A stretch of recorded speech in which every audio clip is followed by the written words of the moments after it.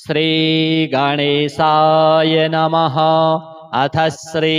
देवी कूष्माण्डा स्तोत्रम्। या देवी सर्वभूतेषु कूष्माण्डारूपेण संस्थिता नमस्तस्यै नमस्तस्यै नमस्तस्यै नमो नमः। सुरासम्पूर्णकलशं रुधिराप्लुतमेव च दधाना हस्तपद्माभ्यां कूष्माण्डा शुभदास्तु मे। वन्दे वाञ्छितकामार्थं चन्द्रार्धकृतशेखरां सिंहारूढामष्टभुजां कूष्माण्डां च यशस्विनीं। भास्वरां भानुनिभामनाहतस्थितां चतुर्थदुर्गां त्रिनेत्रां कमण्डलुचापबाणपद्मसुधाकलश चक्रगदा जपवटीधरां पटाम्बरपरिधानां कमनीयां मृदुहास्या नानालङ्कारभूषितां मञ्जीरहारकेयूरकिङ्किणी रत्नकुण्डलमण्डितां प्रफुल्लवदनां चारुचिबुकां कान्तकपोलां तुङ्गकुचां कोलाङ्गीं स्मेरमुखीं क्षीणकटिं निम्ननाभिं नितम्बनीं। दुर्गतिनाशिनी त्वं हि दारिद्र्यादिविनाशिनी जयदा धनदा त्वं हि कूष्माण्डे प्रणमाम्यहं। जगन्माता जगत्कर्त्री जगदाधाररूपिणी चराचरेश्वरी त्वं हि कूष्माण्डे प्रणमाम्यहं। त्रैलोक्यसुन्दरी त्वं हि दुःखशोकनिवारिणी परमानन्दमयी त्वं हि कूष्माण्डे प्रणमाम्यहं। हसरै मे शिरः पातु कूष्माण्डा भवनाशिनी हसलकरी नेत्रेऽथ हसरौश्चललाटकं कौमारी पातु सर्वगात्रे वाराही उत्तरे तथा पूर्वे पातु वैष्णवी इन्द्राणी दक्षिणे मम। दिगदिक्षु सर्वत्रैव कुम्बीजं सर्वदावतु। या देवी सर्वभूतेषु कूष्माण्डारूपेण संस्थिता नमस्तस्यै नमस्तस्यै नमस्तस्यै नमो नमः। सुरासम्पूर्णकलशं रुधिराप्लुतमेव च दधाना हस्तपद्माभ्यां कूष्माण्डा शुभदास्तु मे। वन्दे वाञ्छितकामार्थं चन्द्रार्धकृतशेखरां सिंहारूढामष्टभुजां कूष्माण्डां च यशस्विनीं। भास्वरां भानुनिभामनाहतस्थितां चतुर्थदुर्गां त्रिनेत्रां कमण्डलुचापबाणपद्मसुधाकलश चक्रगदा जपवटीधरां पटाम्बरपरिधानां कमनीयां मृदुहास्या नानालङ्कारभूषितां मञ्जीरहारकेयूरकिङ्किणी रत्नकुण्डलमण्डितां प्रफुल्लवदनां चारुचिबुकां कान्तकपोलां तुङ्गकुचां कोलाङ्गीं स्मेरमुखीं क्षीणकटिं निम्ननाभिं नितम्बनीं। दुर्गतिनाशिनी त्वं हि दारिद्र्यादिविनाशिनी जयदा धनदा त्वं हि कूष्माण्डे प्रणमाम्यहं। जगन्माता जगत्कर्त्री जगदाधाररूपिणी चराचरेश्वरी त्वं हि कूष्माण्डे प्रणमाम्यहं। त्रैलोक्यसुन्दरी त्वं हि दुःखशोकनिवारिणी परमानन्दमयी त्वं हि कूष्माण्डे प्रणमाम्यहं। हसरै मे शिरः पातु कूष्माण्डा भवनाशिनी हसलकरी नेत्रेऽथ हसरौश्चललाटकम् कौमारी पातु सर्वगात्रे वाराही उत्तरे तथा पूर्वे पातु वैष्णवी इन्द्राणी दक्षिणे मम दिगदिक्षु सर्वत्रैव कुम्बीजं सर्वदावतु या देवी सर्वभूतेषु कूष्माण्डारूपेण संस्थिता नमस्तस्यै नमस्तस्यै नमस्तस्यै नमो नमः सुरासम्पूर्णकलशं रुधिराप्लुतमेव च दधाना हस्तपद्माभ्यां कूष्माण्डा शुभदास्तु मे वन्दे वाञ्छितकामार्थं चन्द्रार्धकृतशेखरां सिंहारूढामष्टभुजां कूष्माण्डां च यशस्विनीं भास्वरां भानुनिभामनाहतस्थितां चतुर्थदुर्गां त्रिनेत्रां कमण्डलुचापबाणपद्मसुधाकलश चक्रगदाजपवटीधरां पटाम्बरपरिधानां कमनीयां मृदुहास्यानानालङ्कारभूषितां मञ्जीरहारकेयूरकिङ्किणी रत्नकुण्डलमण्डितां प्रफुल्लवदनां चारुचिबुकां कान्तकपोलां तुङ्गकुचां कोलाङ्गीं स्मेरमुखीं क्षीणकटिं निम्ननाभिं नितम्बनीं दुर्गतिनाशिनी त्वं हि दारिद्र्यादिविनाशिनी जयदा धनदा त्वं हि कूष्माण्डे प्रणमाम्यहं जगन्माता जगत्कर्त्री जगदाधाररूपिणी चराचरेश्वरी त्वं हि कूष्माण्डे प्रणमाम्यहं त्रैलोक्यसुन्दरी त्वं हि दुःखशोकनिवारिणी परमानन्दमयी त्वं हि कूष्माण्डे प्रणमाम्यहं हसरै मे शिरः पातु कूष्माण्डा भवनाशिनी हसलकरी नेत्रेऽथ हसरौश्चललाटकम् कौमारी पातु सर्वगात्रे वाराही उत्तरे तथा पूर्वे पातु वैष्णवी इन्द्राणी दक्षिणे मम दिगदिक्षु सर्वत्रैव कुम्बीजं सर्वदावतु या देवी सर्वभूतेषु कूष्माण्डारूपेण संस्थिता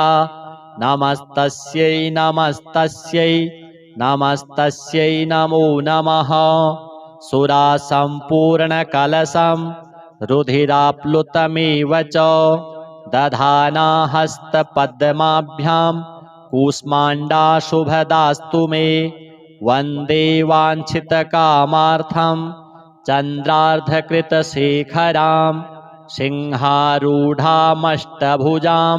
कूष्माण्डां च यशस्विनीं भास्वरां भानुनिभामनाहतस्थितां चतुर्थदुर्गां त्रिनेत्रां कमण्डलुचापबाणपद्मसुधाकलश चक्रगदाजपवटीधरां पटाम्बरपरिधानां कमनीयां मृदुहास्यानानालङ्कारभूषितां मञ्जीरहारकेयूरकिङ्किणी रत्नकुण्डलमण्डितां प्रफुल्लवदनां चारुचिबुकां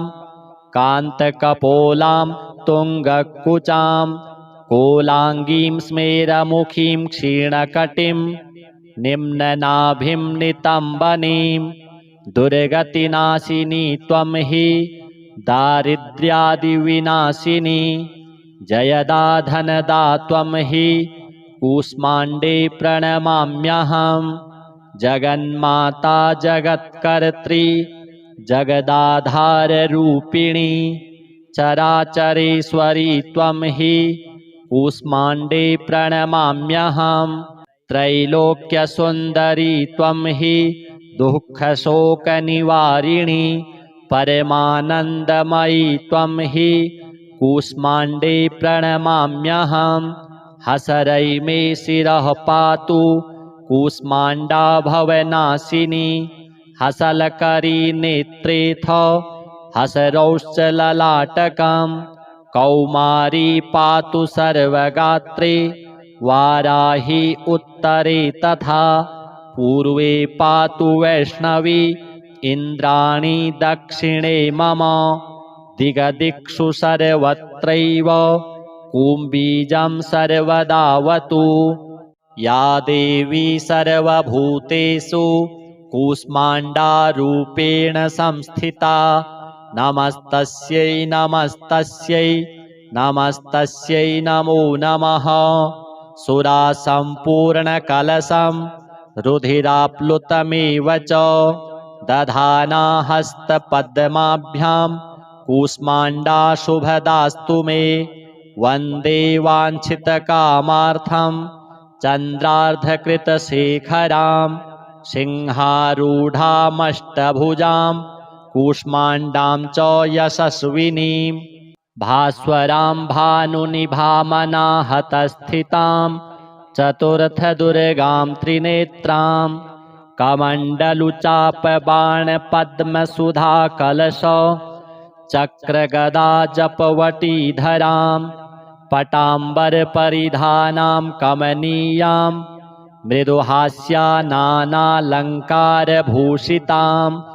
मञ्जीरहारकेयूरकिङ्किणी रत्नकुण्डलमण्डितां प्रफुल्लवदनां चारुचिबुकां कान्तकपोलां तुङ्गकुचां कोलाङ्गीं स्मेरमुखीं क्षीणकटिं निम्ननाभिं नितम्बनीं दुर्गतिनाशिनी त्वं हि दारिद्र्यादिविनाशिनी जयदा धनदा त्वं हि कूष्माण्डे प्रणमाम्यहम् जगन्माता जगत्कर्त्री जगदाधाररूपिणी चराचरेश्वरी त्वं हि कूष्माण्डे प्रणमाम्यहम् त्रैलोक्यसुन्दरी त्वं हि दुःखशोकनिवारिणी परमानन्दमयी त्वं हि कूष्माण्डे प्रणमाम्यहम् हसरै मे शिरः पातु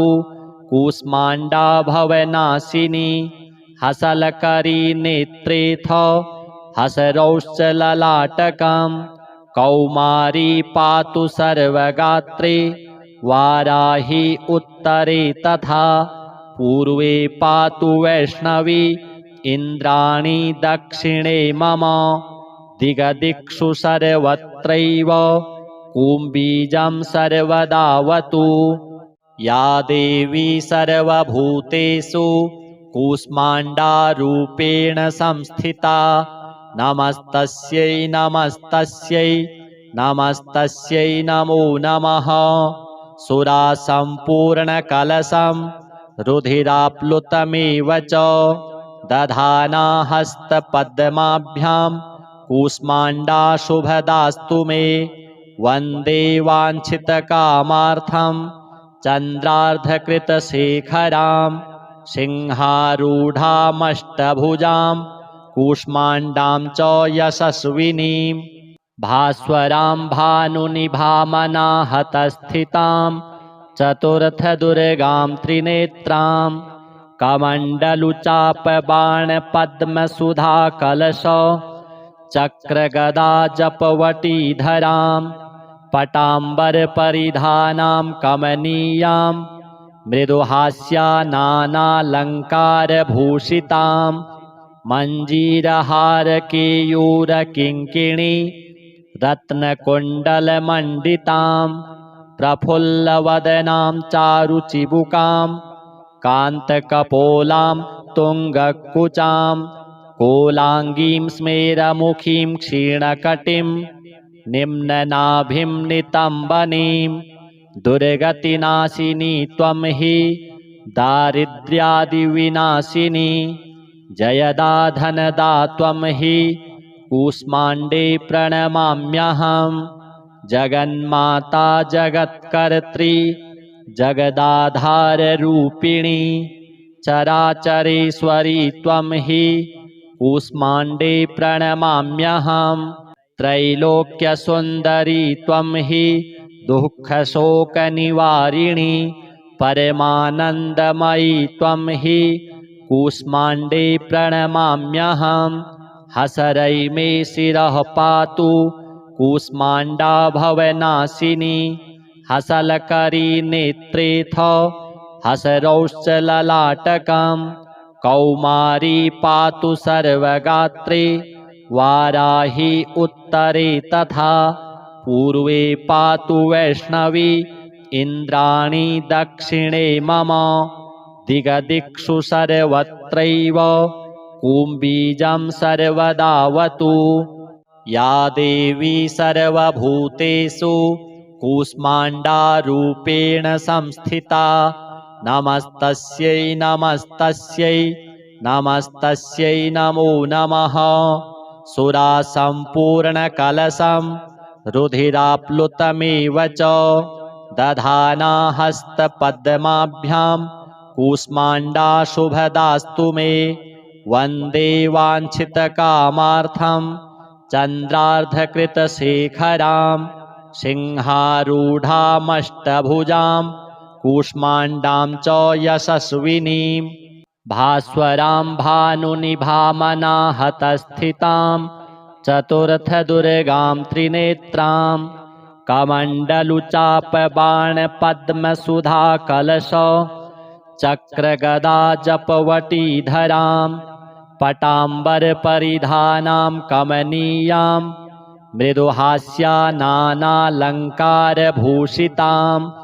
मञ्जीरहारकेयूरकिङ्किणी रत्नकुण्डलमण्डितां प्रफुल्लवदनां चारुचिबुकां कान्तकपोलां तुङ्गकुचां कोलाङ्गीं स्मेरमुखीं क्षीणकटिं निम्ननाभिं नितम्बनीं दुर्गतिनाशिनी त्वं हि दारिद्र्यादिविनाशिनी जयदा धनदा त्वं हि कूष्माण्डे प्रणमाम्यहं जगन्माता जगत्कर्त्री जगदाधाररूपिणी चराचरेश्वरी त्वं हि कूष्माण्डे प्रणमाम्यहं त्रैलोक्यसुन्दरी त्वं हि दुःखशोकनिवारिणी परमानन्दमयी त्वं हि कूष्माण्डे प्रणमाम्यहं हसरै मे शिरः पातु कूष्माण्डा भवनाशिनी हसलकरी नेत्रेऽथ हसरौश्चललाटकं कौमारी पातु सर्वगात्रे वाराही उत्तरे तथा पूर्वे पातु वैष्णवी इन्द्राणी दक्षिणे मम दिगदिक्षु सर्वत्रैव कुम्बीजं सर्वदावतु या देवी सर्वभूतेषु कूष्माण्डारूपेण संस्थिता नमस्तस्यै नमस्तस्यै नमस्तस्यै नमो नमः सुरासम्पूर्णकलशं रुधिराप्लुतमेव च दधाना हस्तपद्माभ्यां कूष्माण्डा शुभदास्तु मे वन्दे वाञ्छितकामार्थं चन्द्रार्धकृतशेखरां सिंहारूढामष्टभुजां कूष्माण्डां च यशस्विनीं भास्वरां भानुनिभामनाहतस्थितां चतुर्थदुर्गां त्रिनेत्रां कमण्डलुचापबाणपद्मसुधाकलश चक्रगदा जपवटीधरां पटाम्बरपरिधानां कमनीयां मृदुहास्या नानालङ्कारभूषितां मञ्जीरहारकेयूरकिङ्किणी रत्नकुण्डलमण्डितां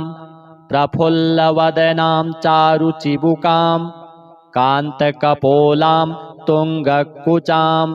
कोलाङ्गीं स्मेरमुखीं क्षीणकटिं निम्ननाभिं नितम्बनीं दुर्गतिनाशिनी त्वं हि दारिद्र्यादिविनाशिनी जयदा धनदा त्वं हि कूष्माण्डे प्रणमाम्यहम् जगन्माता जगत्कर्त्री जगदाधाररूपिणी चराचरेश्वरी त्वं हि कूष्माण्डे प्रणमाम्यहम् त्रैलोक्यसुन्दरी त्वं हि दुःखशोकनिवारिणी परमानन्दमयी त्वं हि कूष्माण्डे प्रणमाम्यहम् हसरै मे शिरः पातु कूष्माण्डा भवनाशिनी हसलकरी नेत्रेऽथ हसरौश्चललाटकं कौमारी पातु सर्वगात्रे वाराही उत्तरे तथा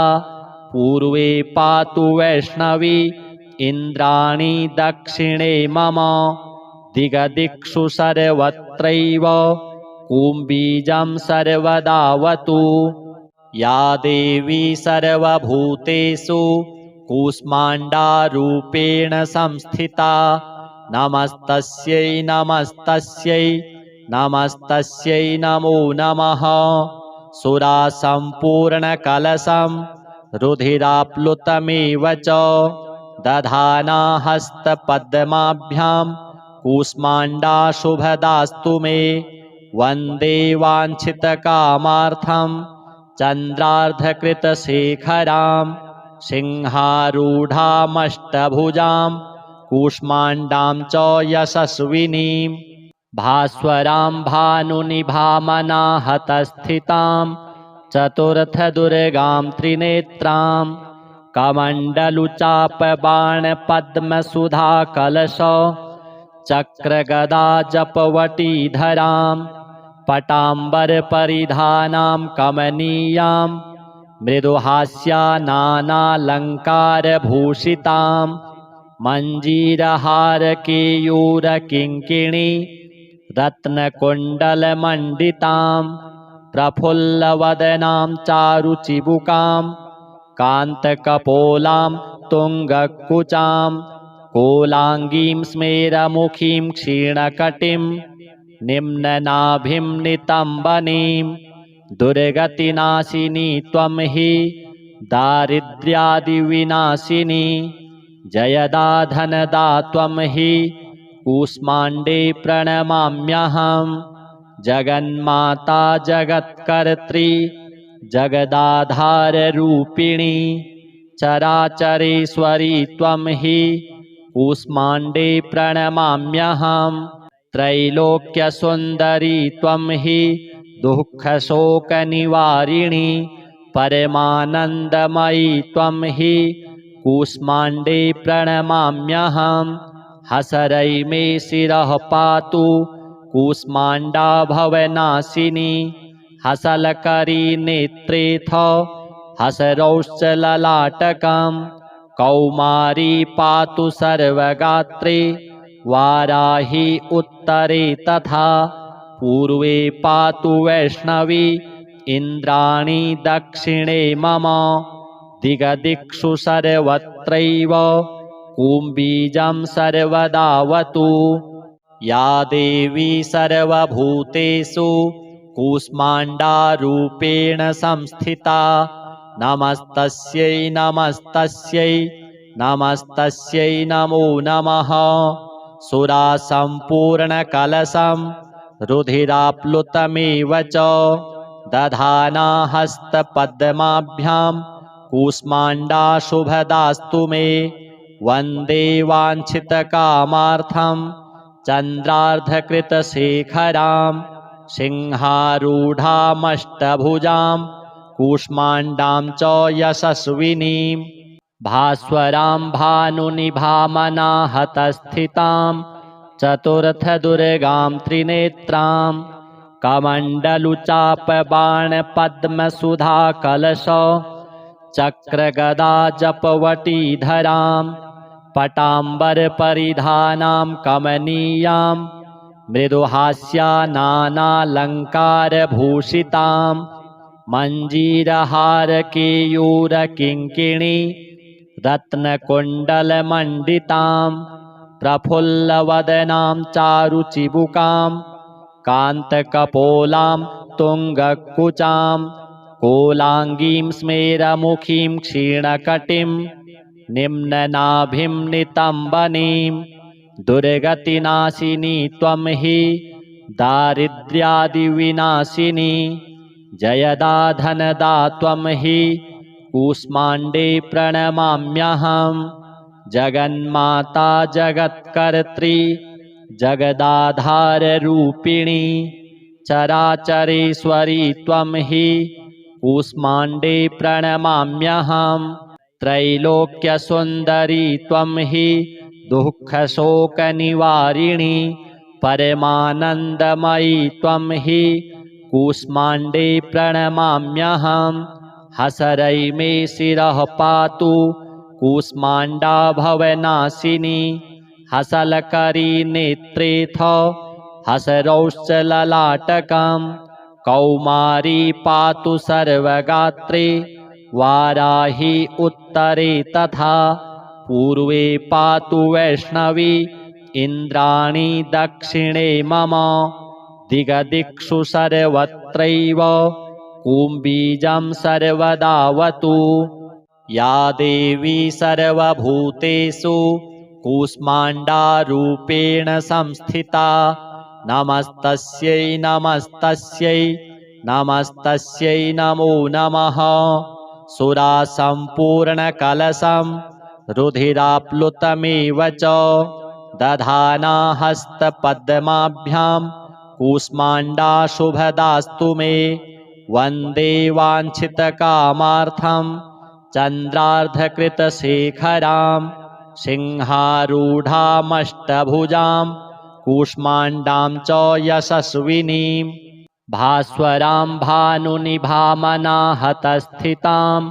चतुर्थदुर्गां त्रिनेत्रां कमण्डलुचापबाणपद्मसुधाकलश चक्रगदा जपवटीधरां पटाम्बरपरिधानां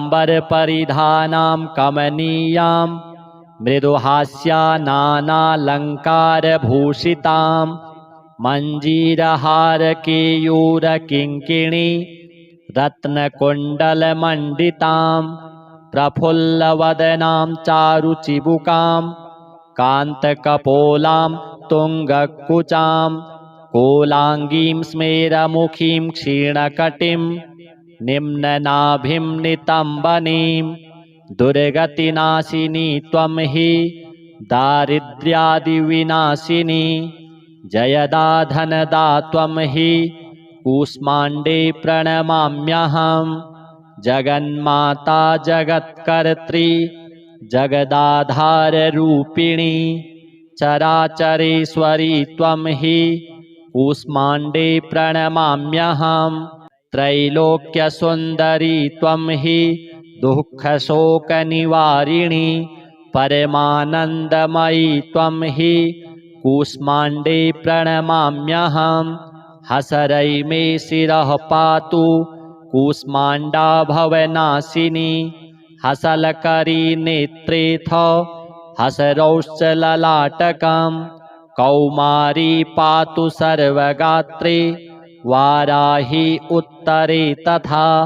पूर्वे पातु वैष्णवी इन्द्राणी दक्षिणे मम दिगदिक्षु सर्वत्रैव कुम्बीजं सर्वदावतु।